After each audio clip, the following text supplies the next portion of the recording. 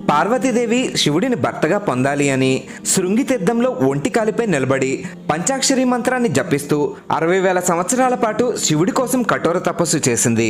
అక్కడికి పక్కనే ఉన్న నదిలో ఓ మొసలి పిల్లాడిని నోట్లో పెట్టుకుని నదిలోకి ఈడ్చుకెళ్లడంతో తనని రక్షించమంటూ ఆ పిల్లాడు గట్టిగా కేకలు వేశాడు. ఆ కేకలు విన్న పార్వతీదేవి పరుగు పరుగున నది ఒడ్డుకి చేరుకుని పిల్లాడిని విడిచిపెట్టమంటూ మొసలిని ప్రాధేయపడింది. శివుడి కోసం చేసిన తపస్సు ఫలితాన్ని తనకి దారపోస్తే పిల్లాడిని విడిచిపెడతానని మొసలి అనడంతో పార్వతీదేవి ఒక్క క్షణం కూడా ఆలోచించకుండా తన తపస్సును మొసలికి దారపోసింది. తపస్సు ఫలితాన్ని తనకు ఎందుకు దారపోస్తున్నావని మొసలి పార్వతీదేవిని ప్రశ్నించింది. శివుడి కోసం మళ్ళీ తపస్సు చేసి తాను అనుకున్నది సాధించగలనని, బిడ్డ ప్రాణం కంటే తనకి ఏది ఎక్కువ కాదని పార్వతీదేవి మొసలికి బదులిచ్చింది.